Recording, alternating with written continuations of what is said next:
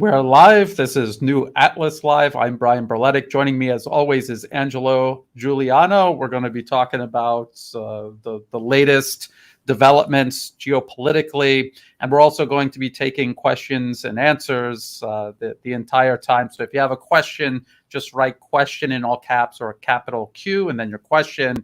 And if it's relevant to what we're talking about at the time, we will address it immediately, and then maybe we'll go through them again toward the end, just questions and answers. Angelo, how are you doing? It's been a while since we've done one of these. Great, Brian. We got some interesting topics there. Georgia, Bakhmut, Nord Stream joke.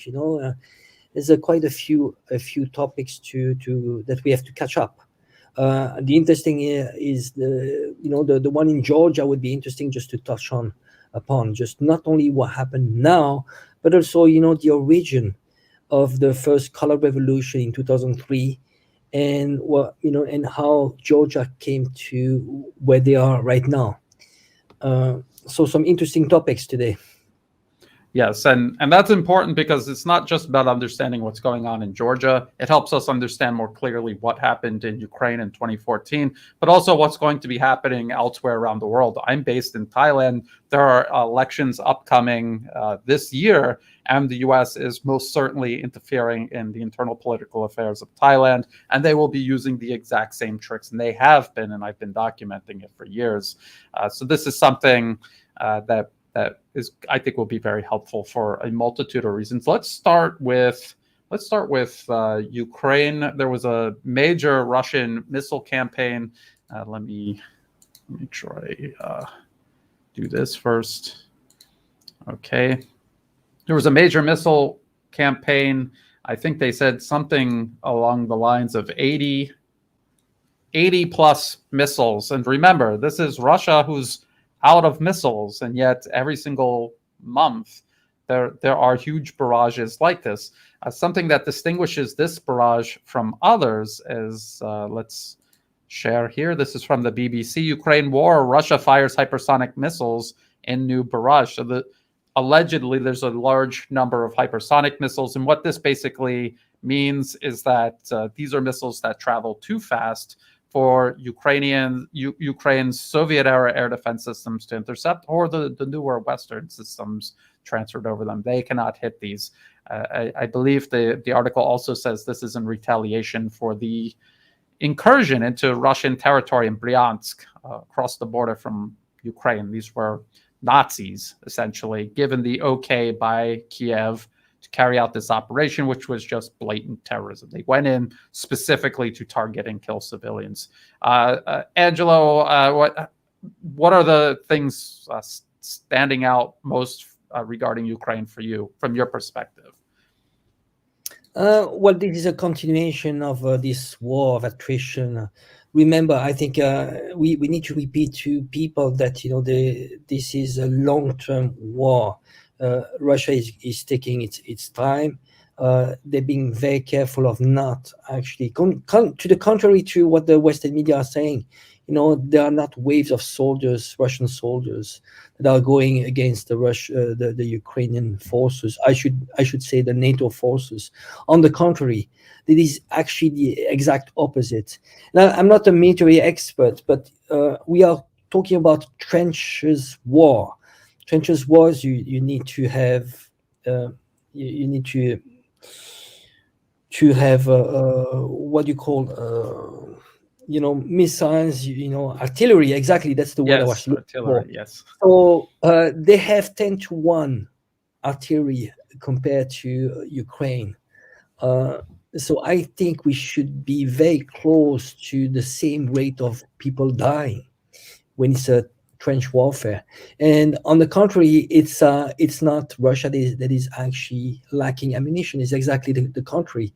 And now you have Stoltenberg that is actually saying openly that what Ukraine, the rate of using those missiles and artillery shells, if they continue like this, they will be out by the summer. So here it's a disaster what is happening right now for Ukraine. Then once Bakhmut is gone, then there's not much, not much left. There's going to be the second line is, correct me, it's Kramatorsk and Slavyansk. And after that, that's open field. It's flat fields. There's there's no resistance. But again, what Russia is looking for is not to gain land, is to do this war of attrition, of demilitarization. In demilitarization, meaning destroying like NATO equipments. That's what they've been doing so far, and destroying as Ukrainian soldiers' lives. Sadly. Yes. Well, actually, it's very interesting, the point that you just brought up about how this is, and Russia has repeatedly said this from day one of the special military operation, all the way up to General Surovikin taking command, reorganizing the front line. They said that this is about grinding down Ukraine's military. And we're looking at this from, what is this, from New York Times, I think. U.S. intelligence chief says Russia lacks the forces to make major gains. And what they are claiming in this article is that they don't have the offensive potential to grab huge tracts of land. But this is not something that Russia has been trying to do at all during the entire special military operation. They're grinding down Ukraine's forces. They pick, as you pointed out, Angelo, Bakhmut, if you look on the map, it is one fortified city of many in this last defensive line Ukraine created in the Donbas region. Russian forces broke through at Soledar, and you can see how Russian control over territory has been expanding like a bubble in all directions. And this is what's allowing them to encircle Bakhmut. As a matter of fact, I think we have, this is what Bakhmut looks like right now. This is from liveuamap.com. It is a pro-Ukrainian map. This is not a pro-Russian source, and they admit there's a waterway running north to south through Bakhmut, and they're admitting that Russia has full control over the eastern part of the city. And you can see how the encirclement continues to envelop the city. And you notice that there's fewer and fewer roads going in and out of Bakhmut. And this is what I was talking about. We're zooming out. That's the Bakhmut encirclement. Soledar is here. And this is how Russian forces have expanded control over this area. So it's exactly what you said, Angela. They're not in a big rush, but they're going through this defense line. They're forcing Ukrainian troops to move to positions that are harder to defend, and that is going to cause a loss of troops and equipment to accelerate. So this is the problem. What is completely unreal is how the Western media is covering this. And I showed you this, Angela, right before we started. This is from the Telegraph. And if someone was talking like this, they were an armchair general YouTuber and they were just having a bad case of coping, I would understand. But this is supposed to be someone we're supposed to take serious. A Russian victory in Bakhmut would be a costly strategic defeat for Putin. And I just want to go to the part where they say 20,000, at least 20,000 Russians, he claims, has died in Bakhmut alone. Which is a huge number. He doesn't provide any evidence at all. He claims that the ratio of Ukraine dead to Russian dead is 1-7, something like that. It's probably, again, Angela, you told me this before, it's probably the opposite. And when you talk about Russia outgunning Ukraine, this is something the Western media admits. And speaking of Western media and pro-Ukrainian media, this is the Kiev Independent. This is from March 4th, 2023. So just the last week, public data suggests over 16,000 Russian soldiers have been killed during the first year of all-out war. So they're talking about the entire special military operation. This is a pro-Ukrainian source saying 16,000 Russian soldiers are dead in total. So that's far fewer for the entire conflict than this telegram. What is it? The Telegraph is saying just in Bakhmut alone. What do you make of these ridiculous narratives, Angelo, that are coming out of the Western media, trying to spin reality up onto its head? And why do you think they are becoming more and more ridiculous with these narratives? Well, it's a war of information. Keep in mind that information is one of the tools. They're trying to destabilize. I think one side is trying to destabilize the Russian side. Trying to hope to influence somehow people in Russia that actually might buy into those fake news.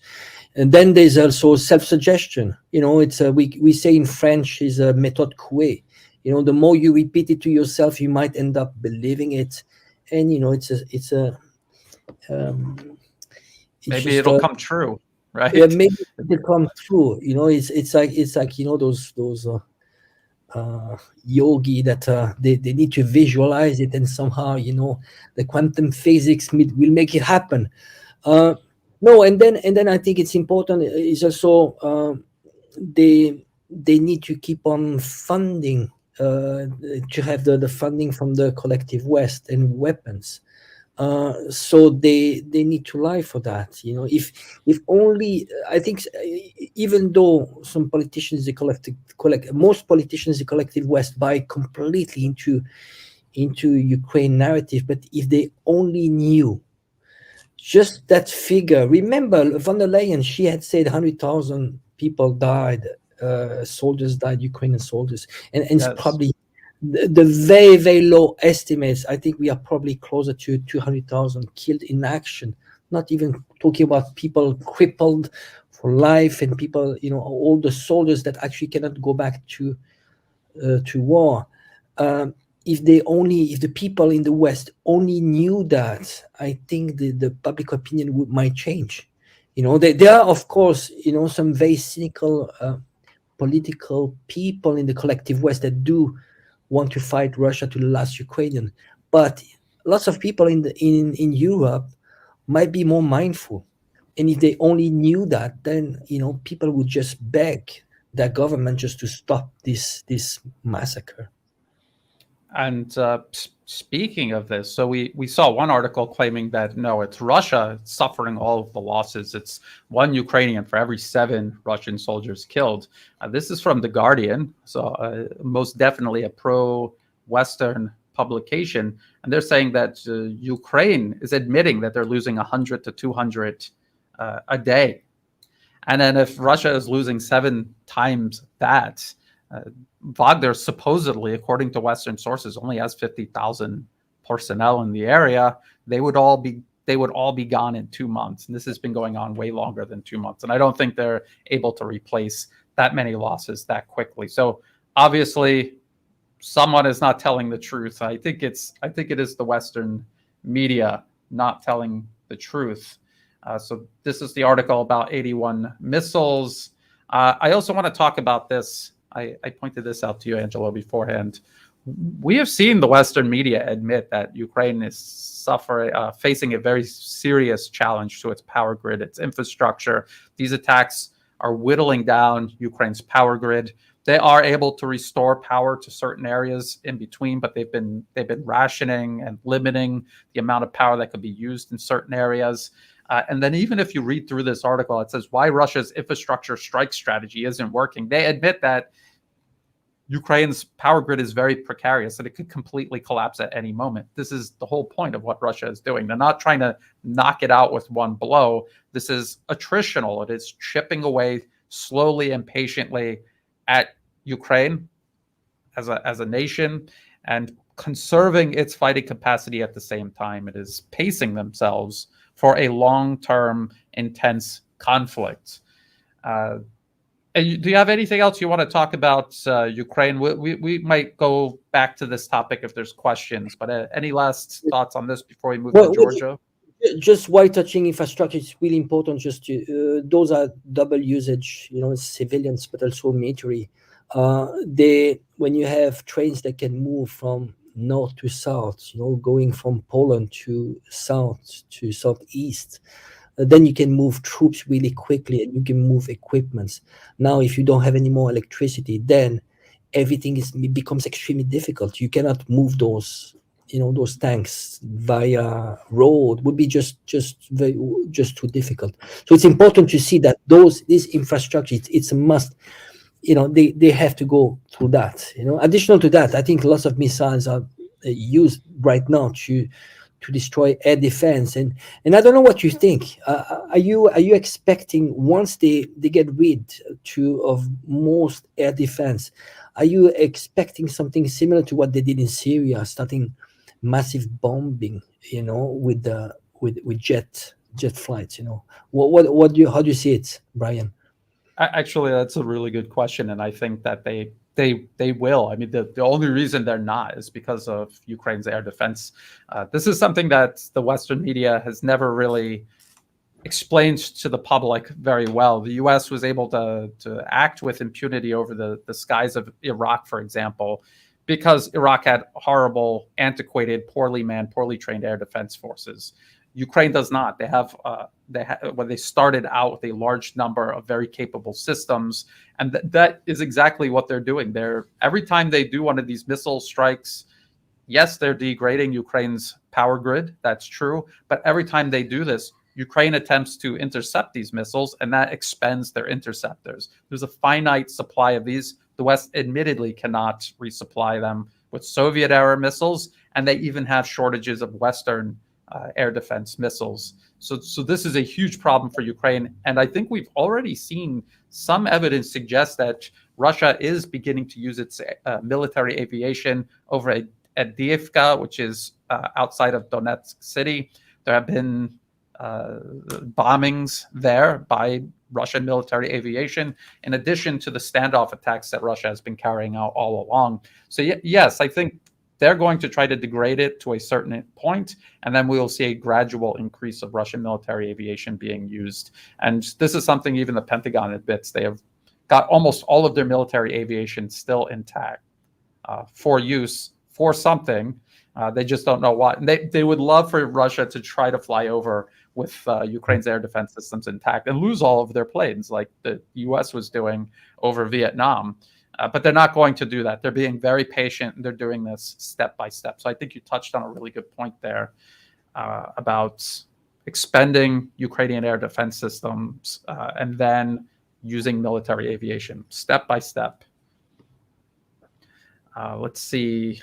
We've got some questions coming in, but I'll write that one down about the U.S. intervening in Mexico. I think that is another story for another time. But let's move to Georgia. Let's take a look at this. So what this really was, and I think it's obvious to all, this is the U.S. trying to open a second front against Russia. The proxy war is not going well in Ukraine, and the U.S. would like to create crises all along Russia's border to try to force Russia to divert resources elsewhere, so that there could be some sort of relief for Ukraine. They're talking about Georgia drops foreign agents law after protest. And when they say foreign agents law, this is about transparency.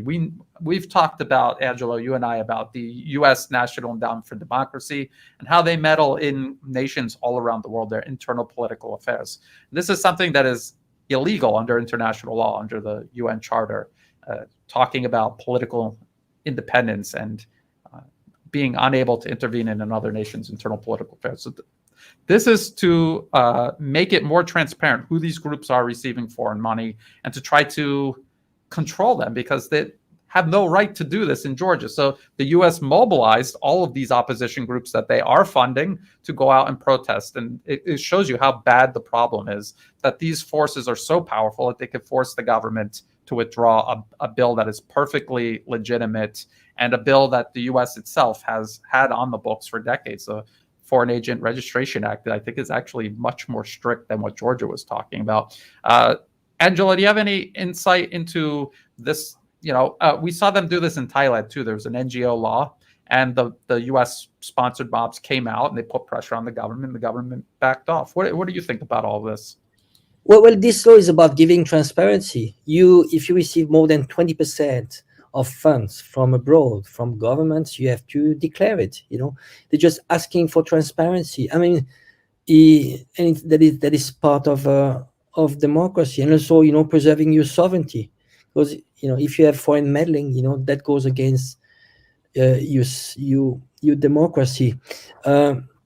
So it's very interesting. You see, they withdraw the bill, but then protests are continuing and they're getting more violent.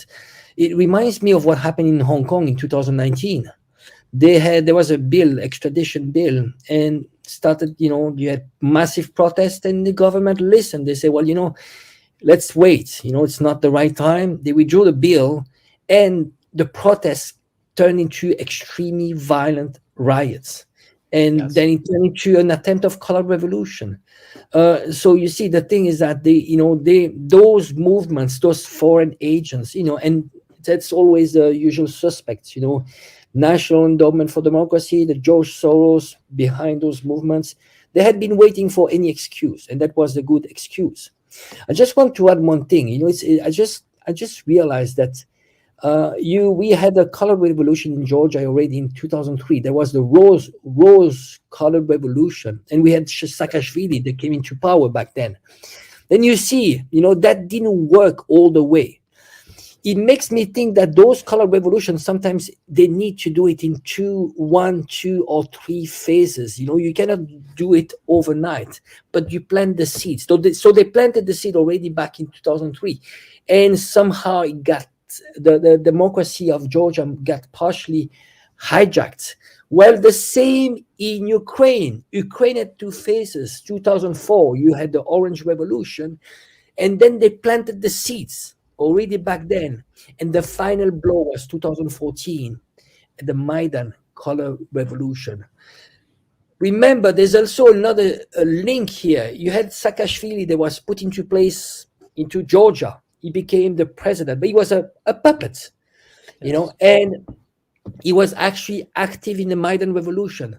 Well, guess who were the snipers in Maidan revolution? They were aiming at 2 sides. They were killing protesters and policemen. They were Georgians. So there's a very strong link between Georgia, Georgian agents, and Ukraine. So you see, that's very, very evil.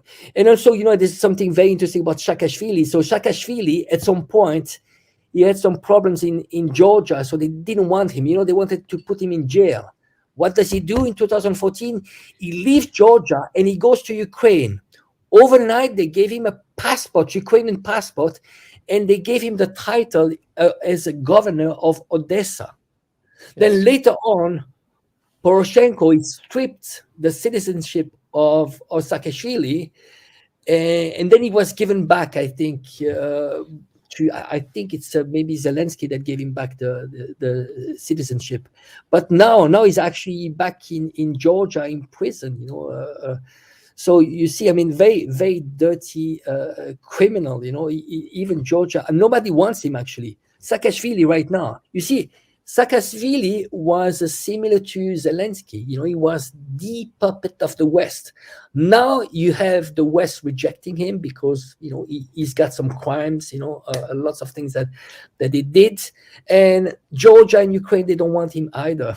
So he's a criminal for everyone. But it was on the first place. It was the first puppet that the West chose. And you need to look at the background every time those are Western educated puppets, and you'll find the same profile. If you go to Moldavia, if you go to Poland, always Western educated.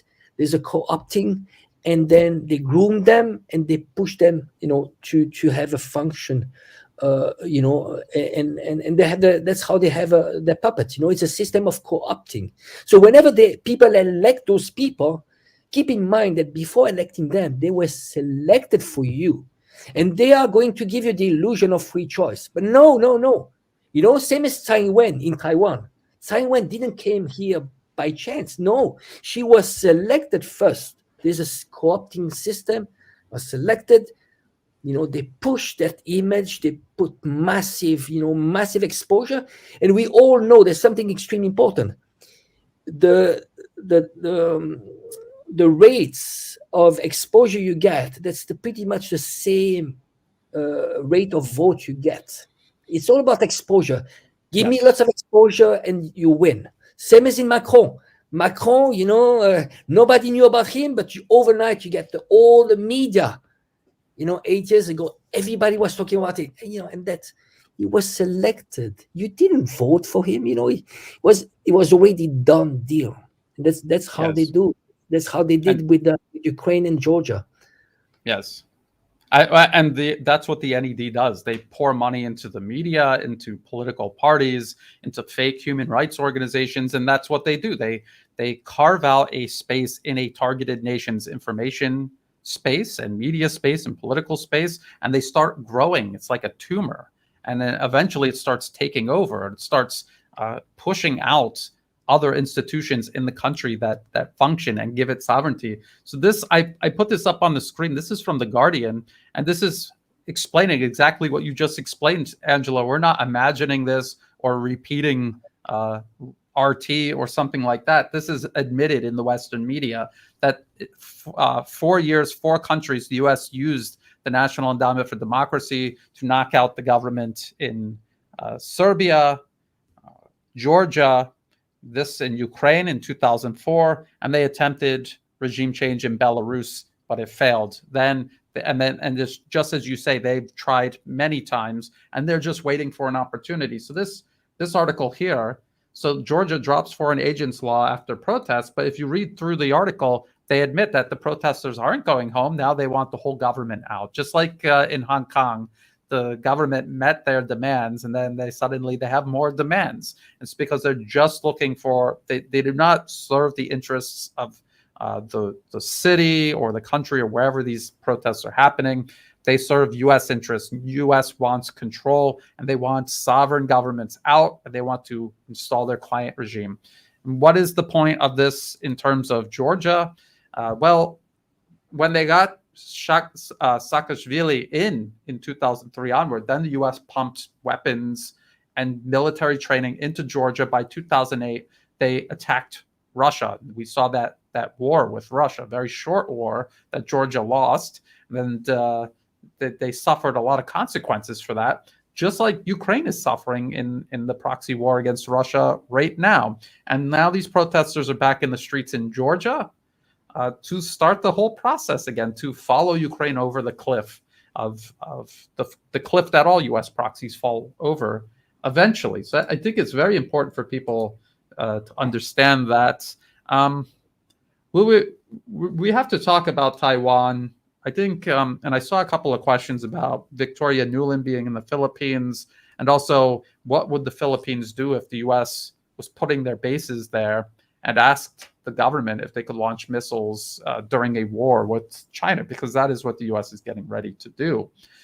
So the Philippines, they face a big problem. If the government doesn't do what the U.S. says, they will do the color revolution in the streets of the Philippines. They will turn the country inside out. So this is something that Southeast Asia has been doing for many years, trying to make certain concessions with the U.S. so they don't completely destroy their country, while also trying to preserve their sovereignty over the long term. Angela, you saw this process take place in Hong Kong. China got control over it. Now we hear China talking openly about fighting color revolution inside China and helping their partners fight color revolution. So you think this is something that could possibly translate into cooperation here in Southeast Asia? Yes, absolutely. And I think keep in mind that the people are getting educated about those color revolution. That's it used to be a new concept. A few years ago, people, even in Hong Kong, people didn't know about this. Actually, thanks to you, you were one of the very first to do that, and you are the only one to do it. For example, in Thailand, just educating people, also about what it means to be a sovereign state. Just that's the foundation. You yourself and myself, we don't really care whoever is elected, but what we want is people that have a real democracy, meaning protect their sovereignty, because democracy is a process of self-determination. So who are going to decide? Do you want you to decide for yourself, or do you want the decisions to be done in Washington? So you see, in order to do that, you need to just get rid of those foreign agents, or you can have something in between. You have a law of that foreign agents need to be declared. At least it's transparent. I'm going to influence, but that's who I am. So, and then people might think differently. once people know, because it's not transparent, if it's not transparent, I'll give you an example. If people knew that Human Rights Watch and Amnesty International are somehow extension of the CIA, that maybe they might stop giving money to those guys, Yes. I just had a comment on the screen about Taiwan and Taiwan is officially recognized by virtually every country in the world as part of China. Well, actually, every country recognizes Taiwan as part of China. It's just a matter of which is the legitimate government of all of China. The People's Republic of China in Beijing or the Republic of China in Taipei. And a lot of people who have this obsession with Taiwan, they don't even know that the government is called the Republic of China. And it is part of China. And in Taiwan's constitution, it is a Chinese province, is an island province of China. And the comment was making the point that the illusion of autonomy on Taiwan, we always hear the Western media say it's self-governed, it's autonomous. It isn't. That's completely artificial. It would not exist without constant and substantial U.S. Money, political support, and military support. It would not exist without that. So that is not autonomy. It's dependent on Washington. It is a extension of Washington's foreign policy within Chinese territory. So, Angela, maybe you have to explain a little bit about this now. There's this story: Taiwan president plans transit in Los Angeles, New York, government minister. And I also heard that the Speaker of the House, the U.S. Speaker of the House, was talking about a trip to Taiwan. Do you know anything about either one of these trips? And what is your take on this? What does all of this mean? Well, keep in mind that there's lots of restrictions that Taiwan has, just because Taiwan's constitution is very clear. There's only one China.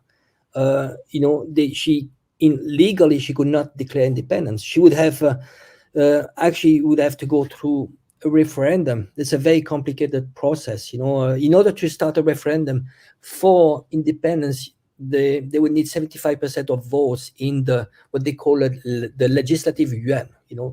So that's the main chamber, and then there would be a vote by the people. So it is practically impossible, because most Taiwanese want status quo.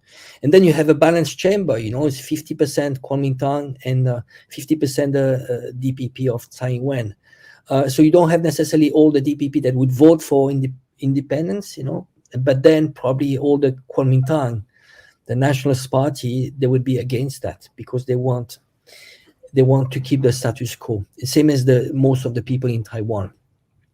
So I think it's important just to put that into the context that she's limited to what she can do, and also that the DPP is actually losing support. We saw the last elections, local elections, which actually were a de facto referendum against Tsai Ing-wen. Well, she lost. It was a bit slap in the face. And you have the Nationalist Party of Kuomintang is actually gaining ground. Why? Because people in Taiwan, they see clearly what is behind this.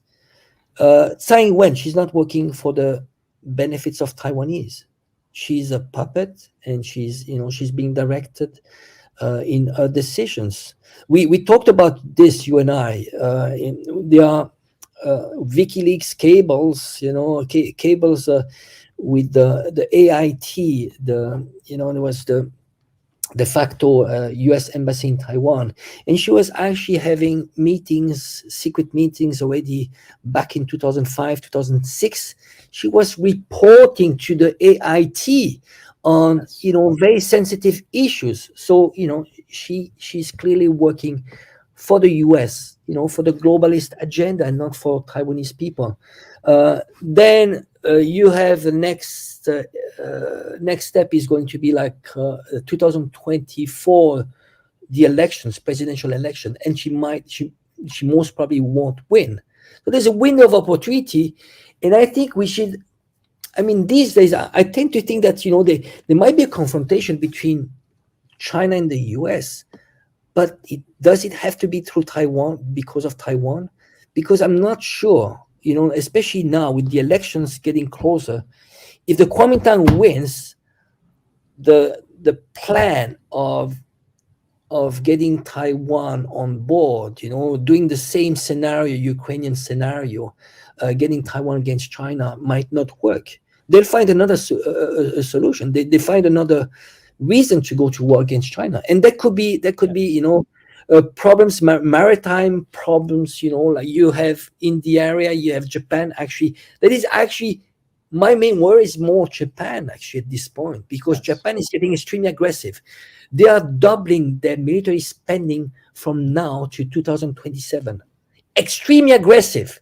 They're blaming China because they went from they increased, the GDP increased by 6%, and they increased the military spending by 7%. That's very marginal. It's very proportional to the GDP increase. And they're getting nuts about this. You need to pay close attention to Japan. Japan, they did a reinterpretation of their constitution.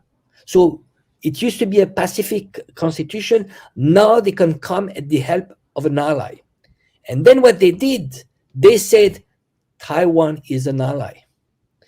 So you see, Japan is full on board. And again, Japan is very similar to Germany. Keep in mind, Germany has been lost World War II, and they've been occupied.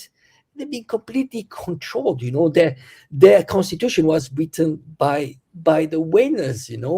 And you have the party in power, LDP. There's an article in the New York Times says clearly, it was in 1992, says clearly that in the 50s and 60s, the LDP of Japanese LDP, the party of Shinzo Abe, they've been in power forever, was financed by the CIA. That's not me who's saying that. It's not conspiracy theory. That's the New York Times. Just check it, New York Times. So you see, that's the problem. If only people could see that, those proxy war, it's just like US is not fighting their wars anymore. If they do, it's going to be easy wars. Afghanistan, just, they're going to play around. For them, it's like, oh, let's play paintball. We're not going to have much casualties. It's a way to practice. So Afghanistan, Syria, Libya, that's easy. But now when it gets difficult, you know what? Why don't you use Ukrainians? If not enough, we'll use Polish against Russians. Asia, well, why go all the way to Asia? We bought Japanese. They're full on board. We sold them. You have to fight for your freedom and so on. It's a suicide. They're doing a suicide. And it's very angry. I mean, real quick, because considering how dangerous this is, we just watched Ukraine end up in this proxy war with Russia. It's being completely destroyed. There is no future for Ukraine. Taiwan, this island province of Taiwan, is facing the exact same scenario, and I think the stakes are very high. And the KMT, the question on the screen right now: could they do something like that? Could they say, "Look, the Democratic Progressive Party, they have these ties with Washington. They reflect Washington's interests at the expense of the existence of the people, the infrastructure, the industry on Taiwan. Maybe even with mainland support, they could solve this problem legally by removing this person from power and removing them from politics. Just imagine if it was the other way around. It was China funding and directing an opposition party in the U.S. that was trying to run the U.S. deliberately into the ground to advance Chinese foreign policy objectives. It wouldn't last even a second. It would never be tolerated. It would be blatant foreign interference, treason, and the people involved would be immediately dealt with. Maybe because things are getting so serious and the clock is running out, maybe the KMT will do something like that. What do you think is the chance of that? Well, I think, or the military, maybe. Yeah, maybe the military, but it could go both sides, both ways. Yes. There could be a coup. They keep in mind there could be a coup that could go both ways. I think we should not underestimate that. Especially since we saw many other cases. It's not. They've been very successful. When you look at how many revolutions they've done, how many coups they've done, it could get nasty also in Taiwan. I wouldn't be it is possible, really. Or another color revolution in Taiwan, if because they've been funding heavily. If you look at the media, you put the ranking of the media in Taiwan. Who are the biggest one? You have Epoch Time, which is one of the biggest. You have Apple Daily. I think they still have an entity there in Taiwan. So Yes. Yeah. and they kicked away all the pro-Chinese media. Yes.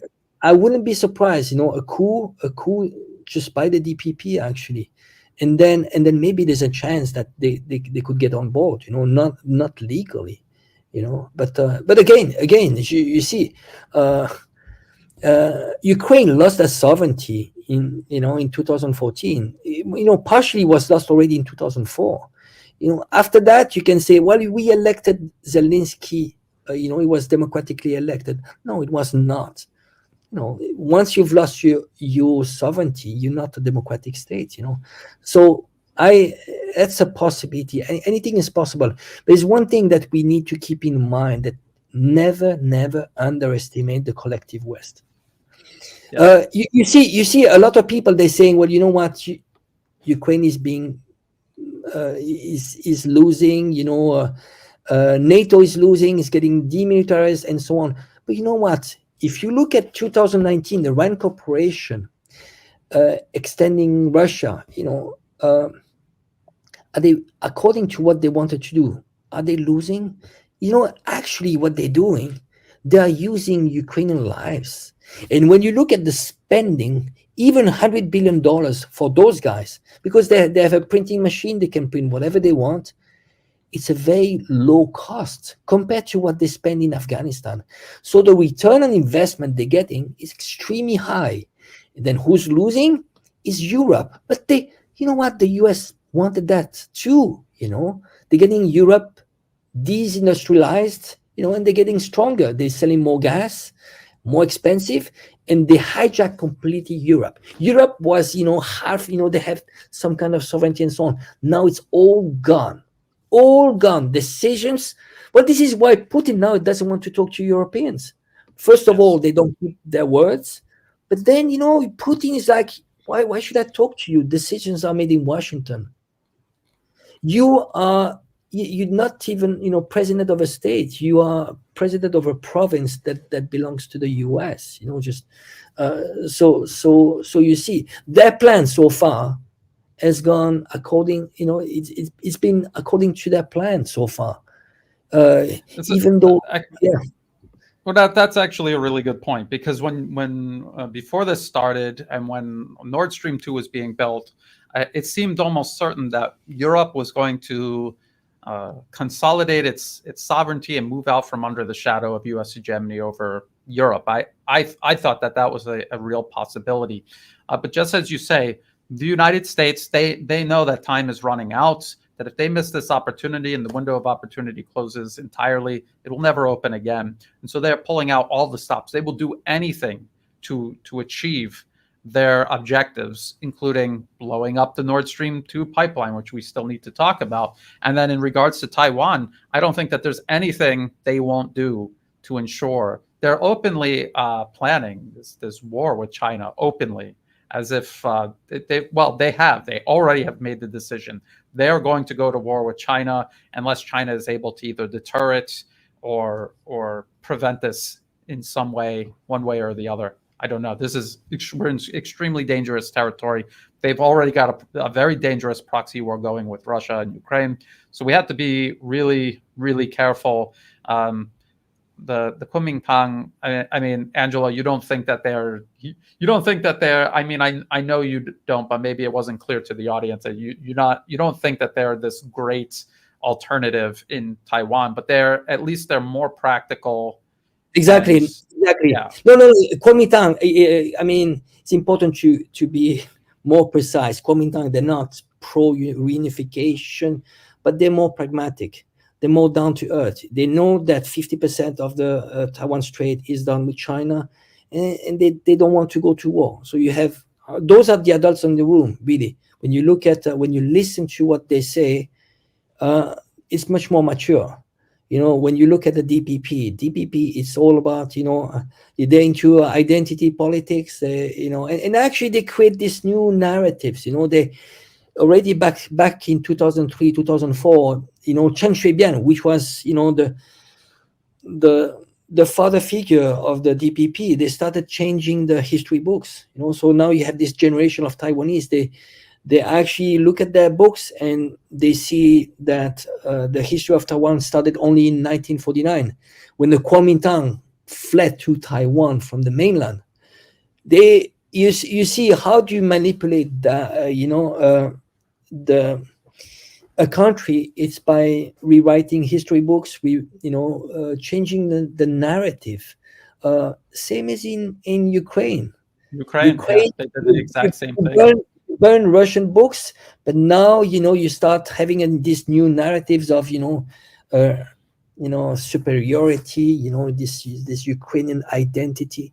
I mean, just if you really learn about Ukrainian history, it's a recent state. It was constructed, artificially constructed, and you had people that didn't, they couldn't see. When back then, when they decided to create Ukraine, this artificial state, they look at themselves, and it was the USSR, and they thought that USSR would be there forever. That it was not this vision to say, well, what if there's a balkanization of the USSR?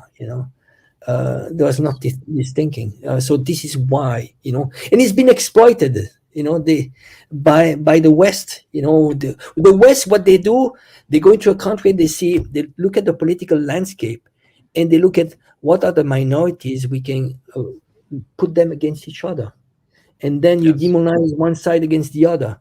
What did they do? Remember, what did they do in Hong Kong? In Hong Kong, they started telling Hong Kong people, the locals, they started to say, well, you are superior than you brothers, from the mainland who speak Mandarin. While they share exactly the same roots. Who are the people in Hong Kong? People actually moved from mainland early on to Hong Kong.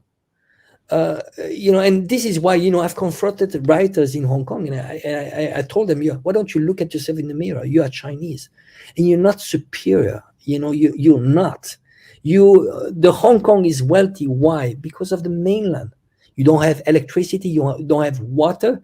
You are servicing the mainland. But you had kids being, you had this sense of superiority. Well, they did the same in Ukraine. They told them you are superior. Russians are orcs. You start depicting those people as being, like bad and so on. Subhuman. Yeah. Yeah, I had talks with the Ukrainians. In Switzerland, I met this guy. Yeah, he was actually Mykolaiv. He enrolled into the Ukrainian side. Was Russian, and he actually has people from his family that they were fighting from the other side. So they were, he had this girlfriend. She was saying, oh, you know what? But Russian are poor. They're not educated. Russia is so poor and so on. And I, you know what? Oh, let me Google GDP per capita, and then I say, okay, yeah, well, you're right. And then I say, you know what? Who's rich in Ukraine? The east side. That's why you have the mining, you have some industry and so on. That's the rich side. The other side is poor. She's Ukrainian. She didn't know that. So much ignorance. She was like, no, we are superior.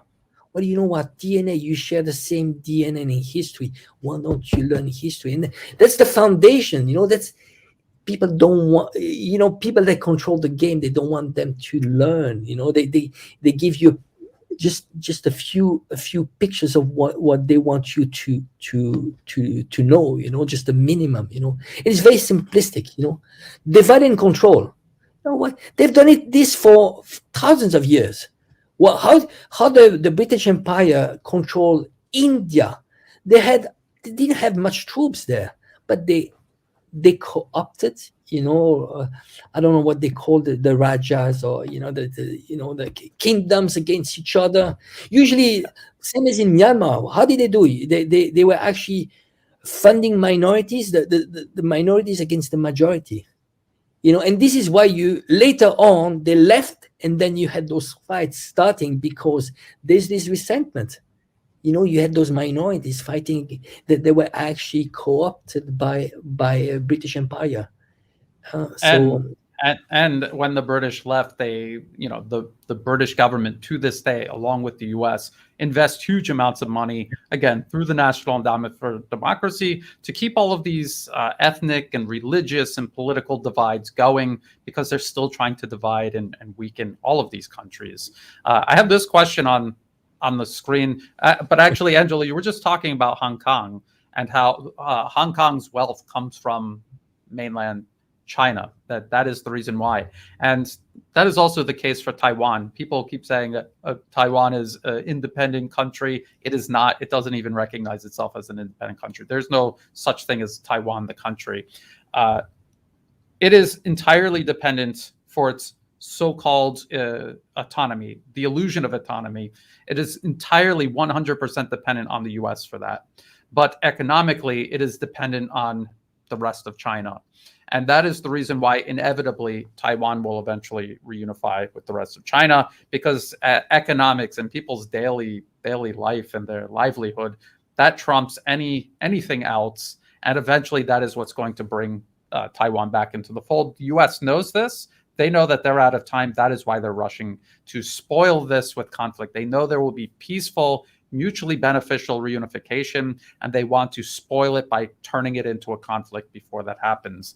And this is East Turkestan. This is what US-sponsored separatists in China's region of Xinjiang call Xinjiang. They call it East Turkestan. They are terrorists, and they were killing people, and they're most of them are outside of the country, because China has solved this problem as well. And as a matter of fact, there was the East Turkestan Islamic movement. It was a terrorist organization. It still is a terrorist organization. I just read an interview just from this year, like maybe a week or two ago, where the deputy leader of ETIM admitted, yes, we are an armed group. We're using armed force to achieve our political goals. That is literally the definition of terrorism. So this is the game the U.S. is playing, and it's in a real sense, the U.S. is already at war with China. ETIM kills Chinese people. Other terrorist groups that the U.S. backs, the separatists in Baluchistan, southwest Pakistan, they kill Chinese engineers. They made an attempt on the life of the Chinese ambassador to Pakistan. So they are out there just attacking Chinese infrastructure and investment all along their periphery, outside of Chinese borders. In Xinjiang, they were killing Chinese people inside of China. In Hong Kong, they were using violence inside of a Chinese city, Hong Kong. And so this is a proxy war the U.S. is already waging against China. It's just a matter of how far this escalates and how long China exercises this, I would say, almost infinite patience with the United States, because they know time is on their side. So maybe talk about that. But what I think we should talk about Nord Stream, because it shows how desperate the U.S. has become, and maybe this could give us some insight on how desperate they will become regarding China. So this is from the New York Times. Intelligence suggests, this is U.S. intelligence, suggests pro-Ukrainian group sabotage pipelines, U.S. officials say. So U.S. officials say U.S. officials didn't do Nord Stream 2. It was some other pro-Ukrainian group. And if you read through this, it says they're Ukrainian, maybe Russian national group that is pro-Ukrainian. They did it, and Zelensky and his senior lieutenants had nothing to do with it. And Angela, maybe because you looked into some of the details, I've actually done some scuba diving. Angela, you said you did some scuba diving. Why don't you share with the audience your insight into this ridiculous? I mean, you want to talk about conspiracy theories?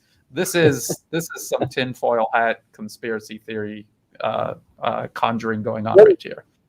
Well, the level, you need to be. I mean, you need to have extremely high level. We're talking about 60 meter, going down 60 meter and pulling off a very complicated project of sabotage. There's probably only a few countries in the world that can do that. Maybe Russia, the US, the British. But very few.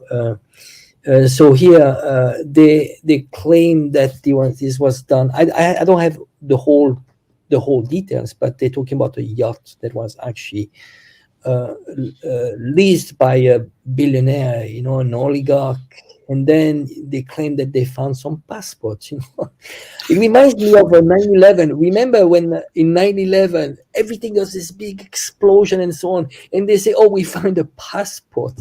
How can you find a passport like this? Of one of the perpetrators. Of One thing I want to throw in real quick is if you read this New York Times article, it says U.S. investigators, U.S. officials still aren't quite sure what all of the details about what happened. And I just think maybe they should just read Seymour Hersh's article about how it happened, how the U.S. blew up this pipeline. I mean, you remember, and I distinctively remember how it was almost palpable the U.S. desire to stop this pipeline, including by blowing it up, and then it blew up, and it was and then they even they were singing and dancing. They were so happy that it was blown up, and now they're saying, "Well, we didn't do it. It was some yacht." No, Angela, explain why a small yacht, a relatively small yacht, probably couldn't have been involved in doing this. No, it's impossible. I mean, this is extremely high level, and we talk about sensitive waters. It would have been spotted by Denmark, by Sweden, by all those countries. Do you think they would let you do that? They wouldn't. Why then you have so many countries that are staying silent? There's investigation. Why don't you want to? Why do you don't want to share? You have something to hide, and it's when we know about the level of intelligence that the US has, and especially those sensitive waters, and that's one of the most sensitive pipelines. It lacks a lot of clarity, but that's on purpose. I think they want, with these new articles from the New York Times, they want to bring in confusion. Yes. So you add this, then you have people, oh, you know what, I heard about, because average Joe, he doesn't have the time to dig in. So oh, I saw that article, I think it made sense, but then I saw that other article, and then you have confusion, and you're like, oh, you know what, I just don't know, but it's not clear, and they leave it there. But who has the time and the energy to do the homework? It takes a lot of time. You need to dig in and so on, but the information is all right there. And actually, it's important to tell people here that are listening that most of the time we use Western information, just because you don't want to be told that you are actually reading all taken from Global Times, China, or TASS or Russia Today. No. We're using mostly Western information. It's all right there. What we are doing is that we are exposing the inconsistencies.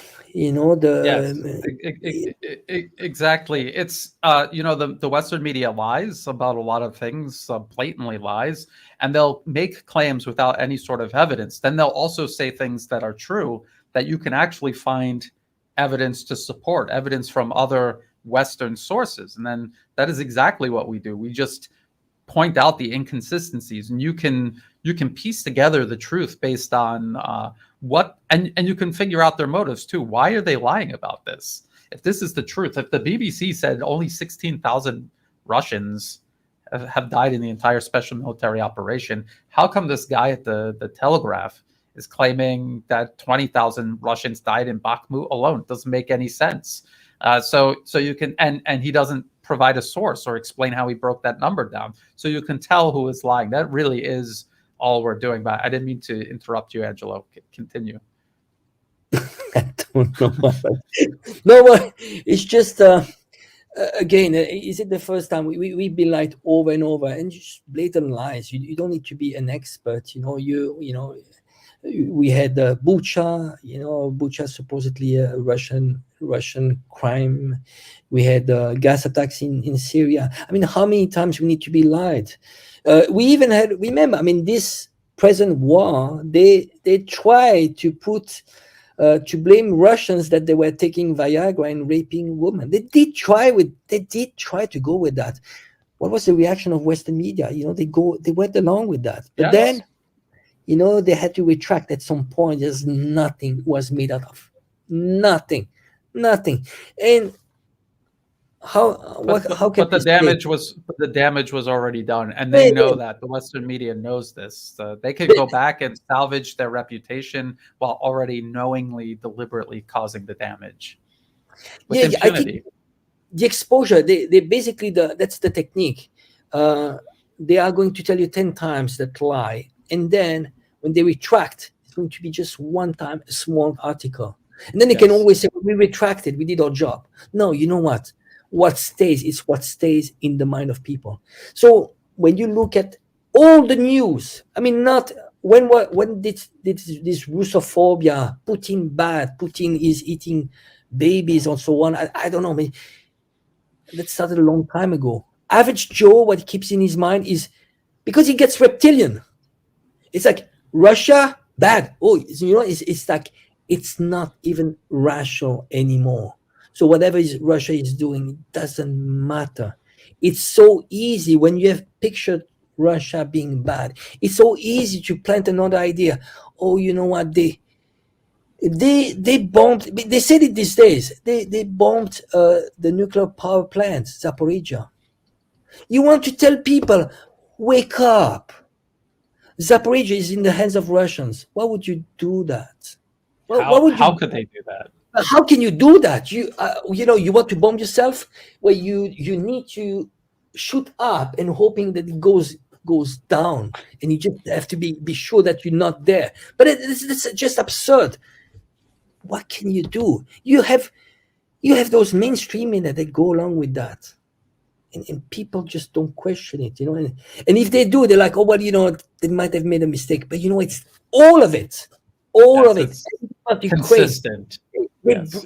they lie as they breathe. One breath, one lie. One breath, one lie.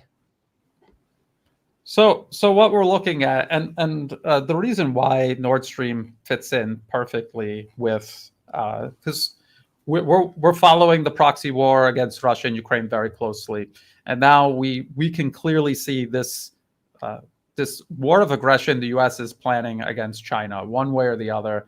That is what they're planning to do, and even though common sense would say that the people living on the island province of Taiwan, they don't benefit from being part of this. This war is going to the U.S. has policy papers where they say if China does somehow get in control of this island, start shooting missiles at the infrastructure, blow up the infrastructure, destroy the airports, destroy the seaports, destroy the semiconductor industry.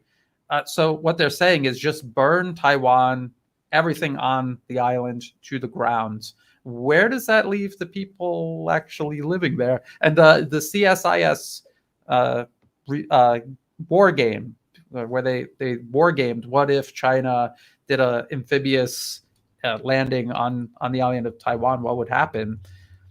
And they're basically saying all life, industry, infrastructure would be scoured off the surface of Taiwan, but they would still have their autonomy, which I've explained is an illusion. They have no autonomy at all. That autonomy is 100% dependent on the U.S. So it's not autonomy. It is a proxy. It is a client regime. And so that is what they're defending. And people need to understand the U.S. is not protecting Taiwan. They are using Taiwan, just like they're using Ukraine. Look at what's happening to Ukraine.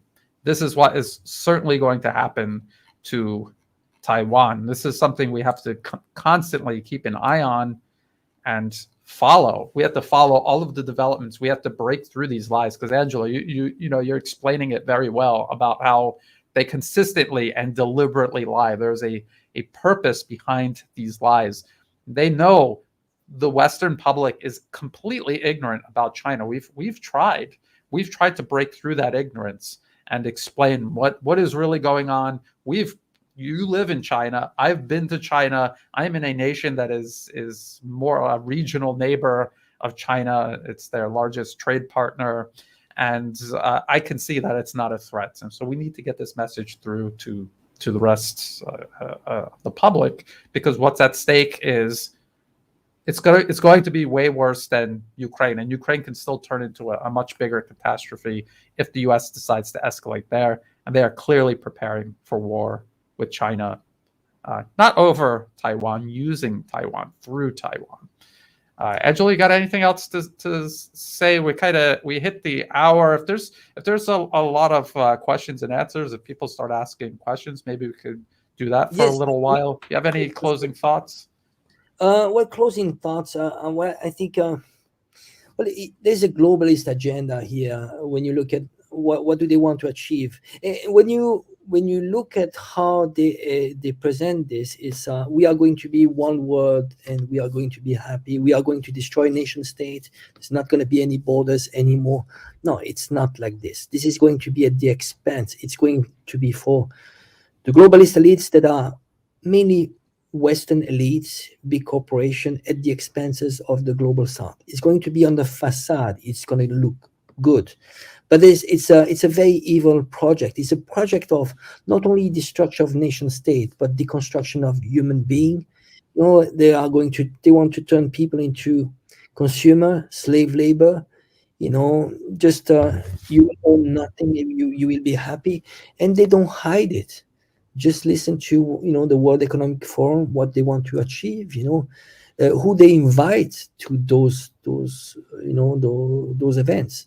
And they're extremely powerful. When you have Karl Schwab from the World Economic Forum, he's inviting to G20.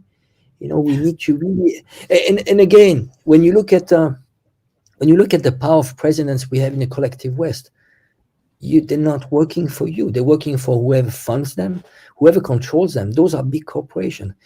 The world of tomorrow that they want for us is going to be a world that is run by big corporation. There is nothing to, it's very far from the world they're trying to picture. Freedom and democracy, no, absolutely not. There's another option, the emergence of alternative like China, Russia, and it's not going to be a bipolar world. It's going to be a multipolar world. It should be much more peaceful, and countries, they need to look for themselves, on the first place. Why in the US they want to impose this globalist agenda? Why don't you take care of Americans first? But then when you do that, they are going to say, well, this is MAGA, make America great again. It's fascist. Those shortcuts. Well, you know what? Macron should take care of France. His first preoccupation should be French people. That's how I respect people. I will not side for whatever, left or right. This is, those are jokes. I don't fall into this trap. What I look at is people, do they have their sovereignty? Is it a sovereign state? Do they have democracy? Democracy meaning democratos, power to the people, those foundation. Self-determination. Exactly. And whoever you elect, does he have your interest at heart? Now, what do I see in Europe? They don't. Olaf Scholz, if his main concern was Germans, well, you don't go into this madness they are going against the main supplier of energy, which that's the main reason that it's a very strong industry. And then they are about to go against their main trading partner, China. Do you think he has the best interest of Germany at heart? No, those guys are globalists. They don't care, they have this globalist agenda, and you know what? If it fails, they have backup plan. Olaf Scholz might have, it might work for, this revolving door is gonna work for a big corporation. Zelensky is going to be recycled into Hollywood. That they don't care. Because they've been groomed into saying, well, this, you need to look at the bigger picture. We elect you, Zelensky, yeah, but you know what? Why don't you close an eye on those hundreds of thousands of Ukrainians that are going to die? There's a globalist agenda here. You can have a position, very special, but have the bigger picture. Well, Ukrainians, that's a side thing. We have a bigger plan for you. Yeah, and people have to remember the U.S. is using Ukraine, but the U.S. is also using the rest of Europe. I mean, what they're doing to Germany, like you say, that has nothing to do with the best interests of the German people or even German big business. They're going to lose out on all of this, but the U.S. Has infiltrated their political landscape and taken over, and they're in control just as much as they are in Ukraine. This question right here: if U.S. starts a war with in Taiwan, what stops China from sending 200,000 troops to Lviv, or I call Lvov? And the is an interesting answer because China does not have the ability to project military power all around the globe like the United States does. The U.S. constantly claims that China is this big threat to the entire globe, but it literally cannot. Even if it wanted to, it doesn't want to, and it cannot. It is not making decisions about its military that will allow it any time in the near future to do so. But what China can, and I kind of almost hope they will do, is start arming Russia. There's no reason for them not. The U.S. is going to lie and say China is going to do it anyway, and they're going to put sanctions and use it as an excuse to put sanctions on China anyway. So China might as well reap the benefits of actually doing it, which is bolstering an ally. And because if Russia falters, or if Russia is set back amid this proxy war against it, that is going to weaken multipolarism overall. And so that is an option China can elect to exercise. Angela, you got anything on this?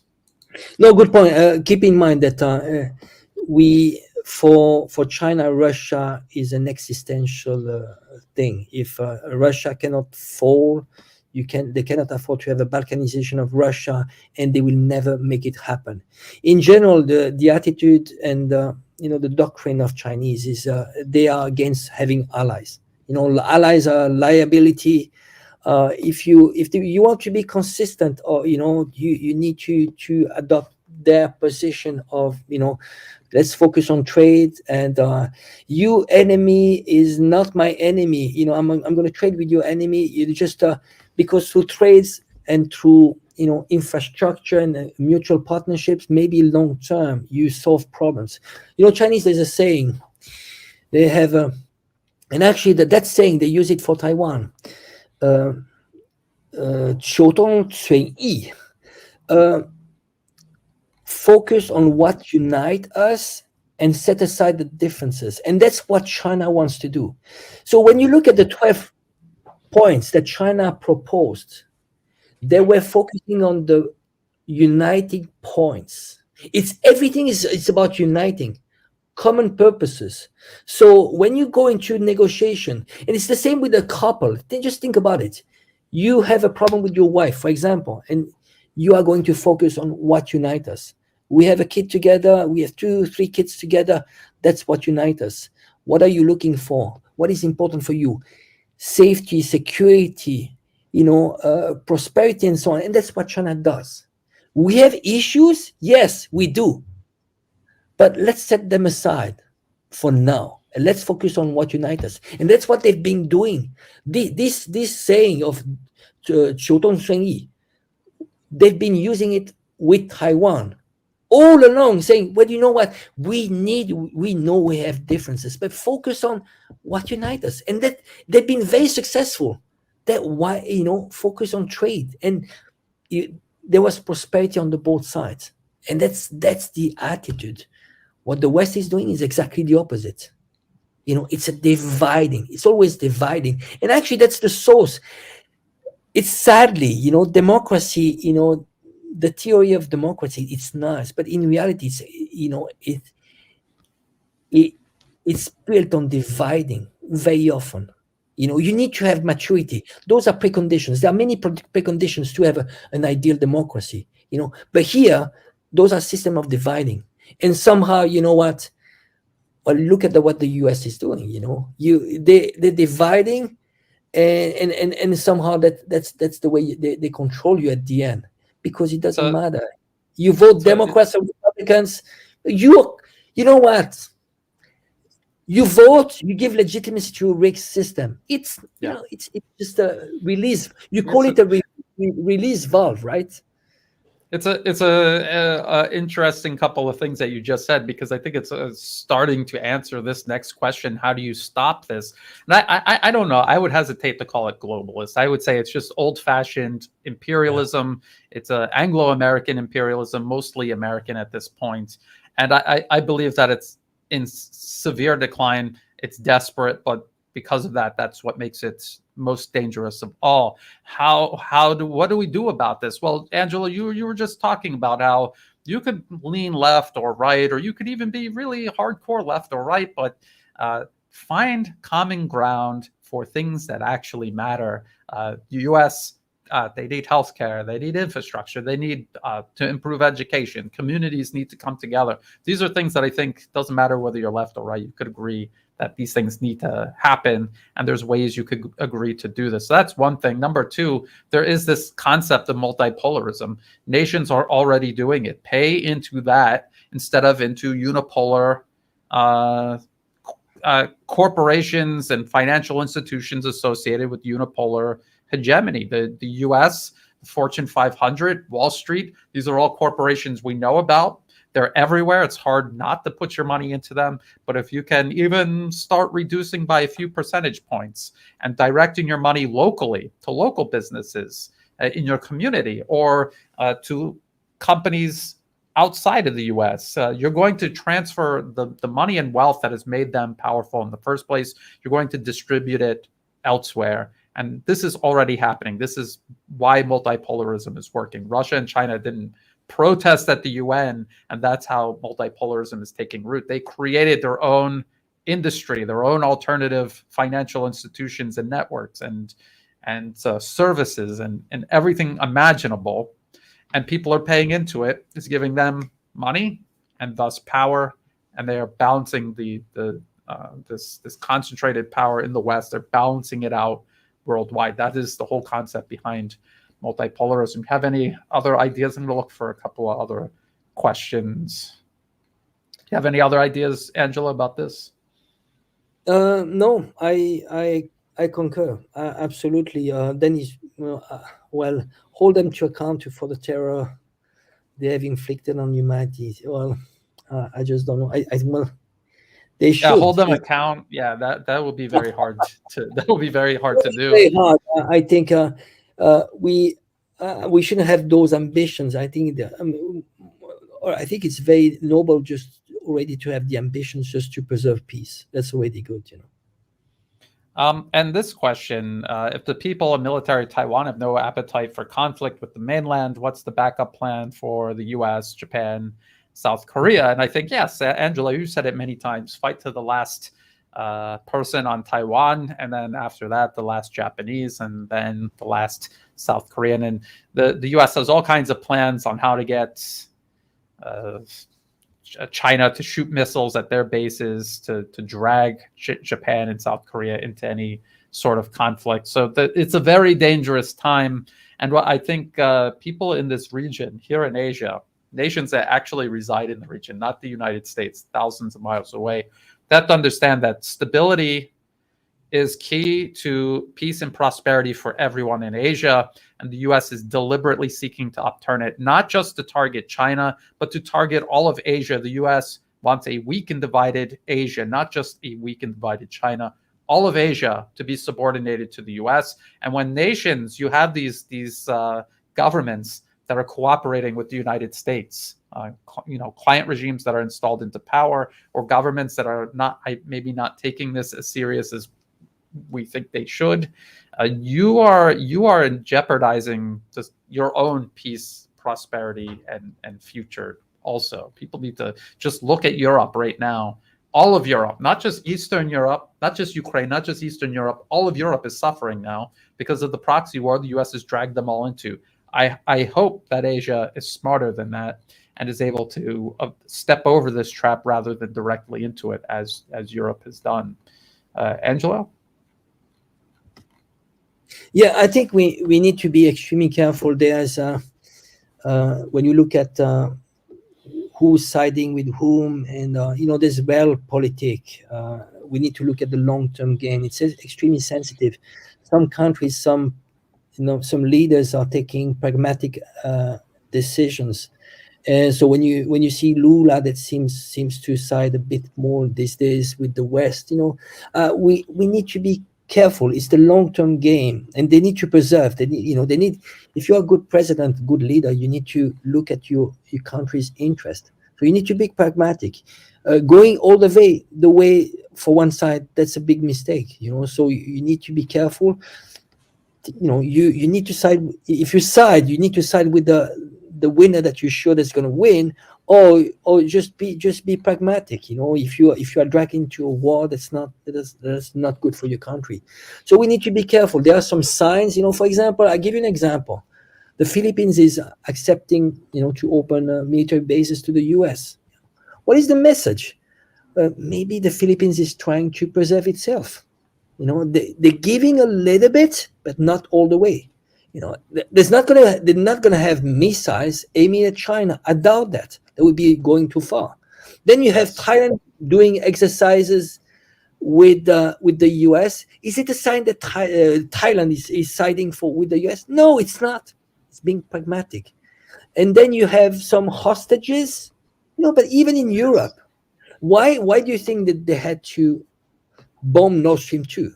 Because they knew that somehow maybe Germany would just make a step towards Russia, and maybe they could mend this damaged relationship. So you see, why did they have to do that? So there's their shift, but there are some extremely interesting shifts, that we need to pay attention. Saudi Arabia, that's a very good one. India, it's a very interesting one. They were supposed to be allied. They're not going to go blindly. And some just buying time. You know what? Let's keep on doing what the US want us to do, but not all the way. Yes, and I think that is what a lot of nations in at least Southeast Asia are doing. It's interesting you describe Germany as a hostage. I think that is exactly what Germany is at this point. It is a hostage. It was dragged out at sea. It does not know how to swim, and the U.S. just took its life vest and just threw it into the ocean. And then they're like, your only way back to shore is with us.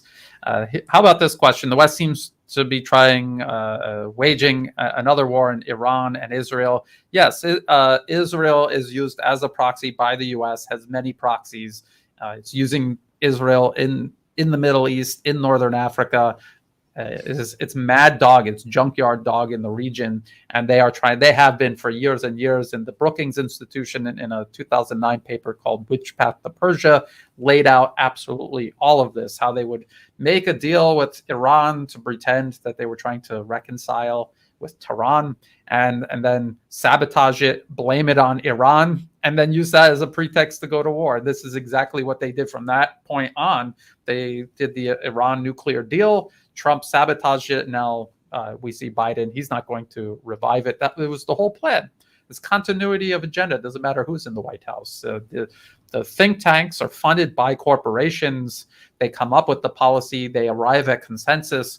Lawyers transform it into a bill. Lobbyists bring it to Washington to get everyone to sign off. Most of them don't even read it. And then the media sells it to the public. That is the real diagram that should be in American social studies books. Brian, I have a question. What do you make of the position of Israel, which is quite measured when it comes to Russia? Wow. This is quite interesting. Many people thought that Israel was an unconditional ally to the US. Now you see Israel being more pragmatic. Actually, Israel was one of the countries alongside with Turkey that was actually, they could have played a role as a mediator between Russia and the US, the collective West. So you see, I find it quite interesting, the position of Israel here. What I'll say, and people might not believe this, but time will tell, Israel, just like every other country, you're going to see them pivot, just like Saudi Arabia is in the middle of doing, just like Turkey is in the middle of doing.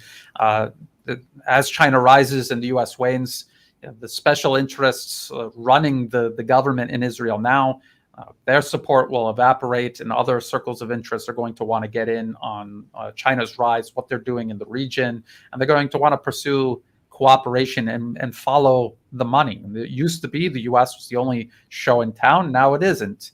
And people find it hard to believe that someday Israel might be a constructive neighbor in the region and reconcile all of these horrible things that the current regime has done. And without doubt, they are horrible things and they have to be reconciled. But it will change. It most definitely will change, or else it will not survive. So we see many other nations doing this. Israel will eventually follow. And I think that's kind of what we're getting a little bit of a preview of with its stance on Russia. Now, this about Mexico, I'm just going to touch on this very briefly. It's not my area of expertise. I follow mostly Asia and Eurasia. But what I will say is if the U.S. wants this security issue in Mexico to smooth over, maybe the CIA should stop buying drugs from drug gangs in Mexico and stop shipping them weapons. And then maybe it wouldn't be such a big problem. that is literally what they've been caught doing. They ship an army's worth of weapons into Mexico and they buy mountains of cocaine and other drugs from Mexico. So how's that not going to destabilize Mexico? Like I said, their allies are treated even worse than their enemies because they got their inside. They got their foot in the door. Angelo? No, I agree with you.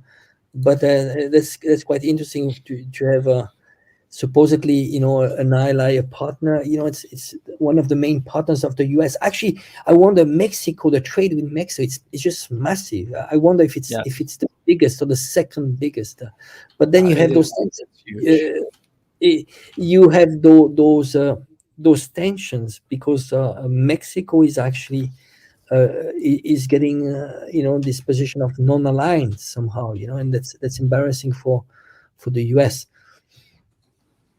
Yeah, they're not going to tolerate this. This is something I think you can help answer, Angelo. We hear every month for the last, China's economy is going to collapse in 30 days, and they've been saying this for like 10 years now, and that obviously hasn't happened. So what's going on? What do we say about the Chinese economy is so huge? Let me just put this out here, and then you could elaborate. The Chinese economy is so huge. It's not a national economy. It's like a continental economy. It has everything from huge industry and institutions all the way down to local small and medium enterprises and everything in between, and spanning a huge variety of industry and real industry. Things are actually being made in China. It's not just playing games with numbers and ledgers, or the casino, crypto casino, whatever the U.S. is into these days. So it's very hard to say the Chinese market is so huge and has so much variety. How is it all going to collapse at the same time? Angela, can you elaborate on this? I know you know much more about this than I do. Well, I think there's one thing that has been exposed these days is what is the real concept of GDP economy. GDP, that concept was actually created after World War II and was created by the collective West. They made sure that this concept would be benefiting to the collective West, the way to calculate the GDP. In reality, you see, when you look at you compare the US economy and Chinese economy, then you should do one adjustment. You need to adjust to purchasing power parity, and then Chinese economy is in reality bigger than US economy. But then we need to do a further adjustment, is the real economy. You see, there are within the GDP of the US, I'm going to give you just one example. 18% is healthcare. So you see what healthcare is bringing to the US. You have actually life expectancy is high in China, slightly higher, and it's going down in the US. 18% in the US, China in the GDP, healthcare, 6%.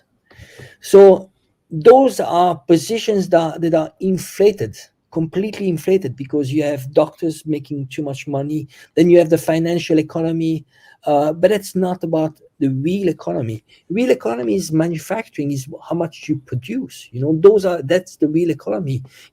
How there are different ways to calculate. So in reality, when you look at Chinese economies, it is much stronger. than the US. The only weakness that I would look at Chinese economy, I would say that it lacks natural resources, especially gas and oil, but not, China is one of the biggest producer of oil. People tend to forget. It's somehow, partially self-sufficient. And additional to that, I Oh, think. sorry. Just I don't mean to interrupt, but someone kept posting this in the comment section. I was like, that sound. We were just talking about this. We were Oh just yes. talking about how all of these artificial conflicts the U.S. has created, they are going to be displaced by pragmatic foreign relations that are once the threat of the U.S. diminishes, looming over all of these nations, they will start making decisions that actually benefit their own best interests. This is an example. Middle East arch rivals Iran and Saudi Arabia agreed to mend ties after almost 7 years of hostility. And we have to look into the details, but if it is what it looks like it is, and there is a genuine reconciliation between the only reason they were pitted against each other in the first place was because the United States. There is no actual reason for these two nations to be opposed to one another. And if you go to places like United Arab Emirates, you go there and you meet the people. There's people from Iran and Saudi Arabia and everywhere else in between, and they all get along just fine. So there's no real reason for them to have hostilities, except the U.S. was imposing it upon them. Just like there's no actual real reason for Ukraine and Russia to be fighting right now. Angela, what do you think about that? Well, how did they manage to divide the Middle East? You had the Arabs against the Persians. Then they did like a divide between Shia and the Sunnites. And somehow the problem is that was what they did was also they draw lines, borders, just to make sure that they would divide countries. So why do you think that Kurdistan was divided into 4 different countries? You have Kurdistan in Syria, you have Kurdistan in 4 different countries, including Iraq and so on. So it was done on purpose. So here, if people were to solve their problems locally, they would find solutions. The problem is always when you have someone from the outside that is going to say, well, you know what, I'm going to take your side and I'm going to help you so much. And then they give hope on one side. They say, well, you know what, you feel emboldened. Same as Ukraine. Do you think if the US was not in the equation, well, Ukraine would have to do compromises from day one, and it would not go to war. Wouldn't even have been an issue in the first place, to be honest. Exactly. So when you have this pawn, you have this middleman who's very powerful, then you embolden one side, and that's what they did. When it comes to Iran and Saudi Arabia, well, they took the side all along with Saudi Arabia. But again, somehow Saudi Arabia saw the things clearly, and we have these new leaders with the Mohammed bin Salman. He's been changing lots of things. He just and they have one thing in common. That you might like him or not, but when I look at Mohammed bin Salman, is he working for his own countries? And it seems like he is. Same with Turkey. Is exactly. Many people don't like Erdogan, but when I look at Erdogan, I see someone that is actually working for his own countries. Did you notice this, Angelo? Apparently, and again, we have to look into the details, but China was involved in making this happen.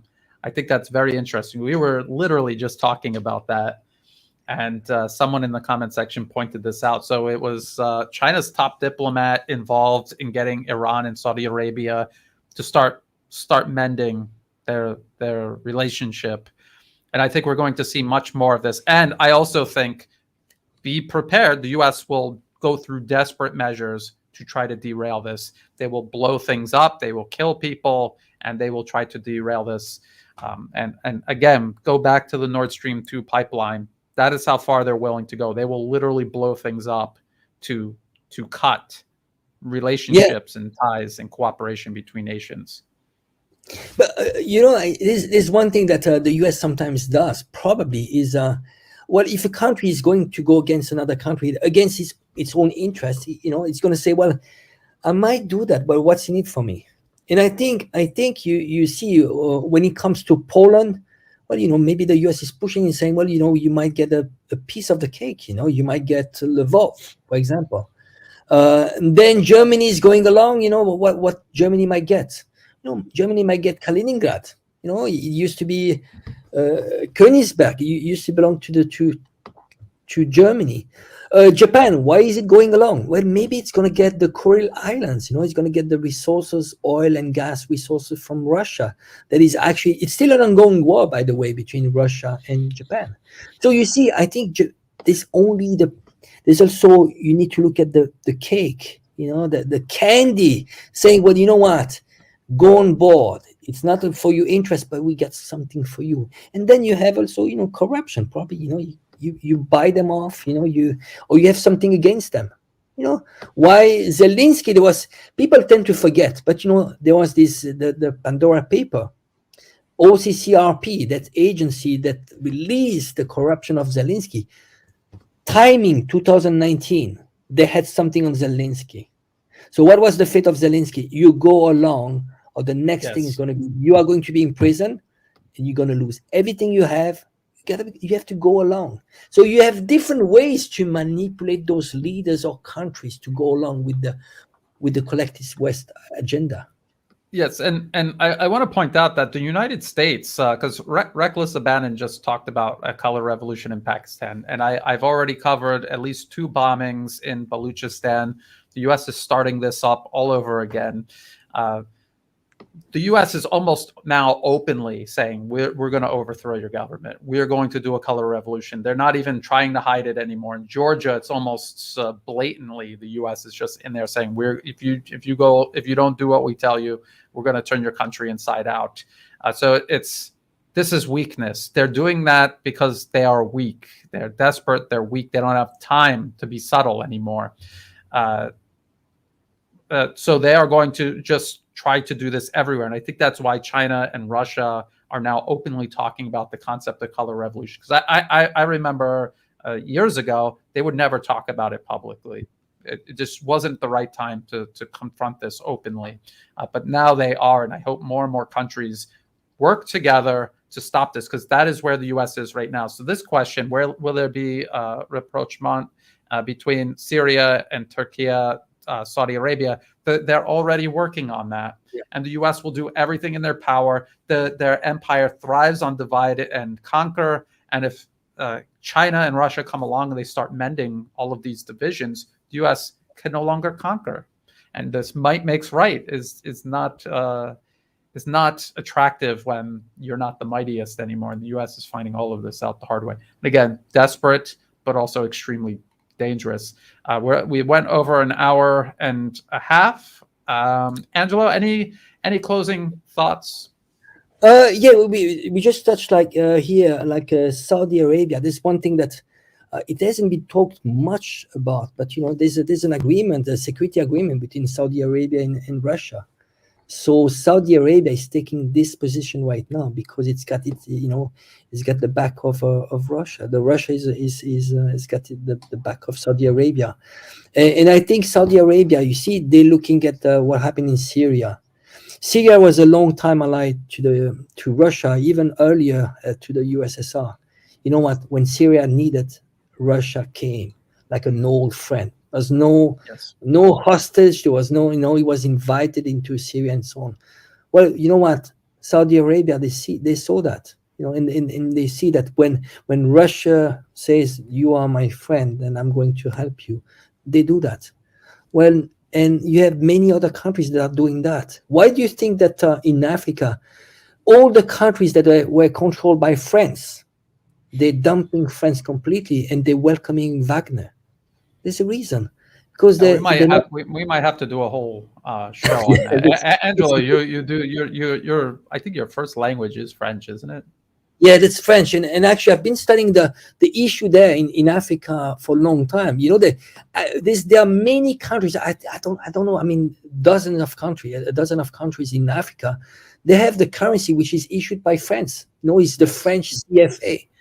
And you had Macron going to Africa these days and saying, "Well, you have sovereignty." I'm like, no, you don't. I mean, when you control the most important thing is the currency. They never leave. Rothschild, he said, he said a long time ago, he said, well, it doesn't matter who runs the country, just leave me to run the currency. And of course, because you control the currency, you control everything. So at the present moment, you have France. They're saying that we gave you back your independence. You got independence now, but I'm still printing your money. What is I mean, the West just thinks, if you have the illusion of elections and then democracy, the actual issue of self-determination, they don't talk about that, and they don't want people to grasp that, because then everyone would realize that no, we don't have self-determination, we don't have freedom. And it's interesting you said that, because the British and the Americans do the exact same thing. When they leave and they give someone independence, they don't actually ever really leave. All of their networks are still there, and they pump money into them generations after these countries got their supposed independence. Look at Myanmar right now, supposedly independent, and yet they have this holdover from being a British colony, still ravaging and dividing and killing the population. So we'll see about that as a future episode. I think that would be very interesting. I will learn a lot about that, because like I say, I focus mostly on Asia. That'll be great to get into, because I think it's going to be, I think we're going to see more of that also. The US is being pushed out of everywhere, and then we're going to see things take place that we didn't even know were going on as they lash out to try to reassert themselves. Interesting, but also dangerous times. I want to thank Angelo taking time out of your Friday evening to join me for this live stream. I want to thank everyone who tuned in and watched this live. Please like and share. Check the video description below. You can find and follow Angelo on multiple platforms, also other places you can find and follow my work. So until next time, thank you for watching, and bye for now.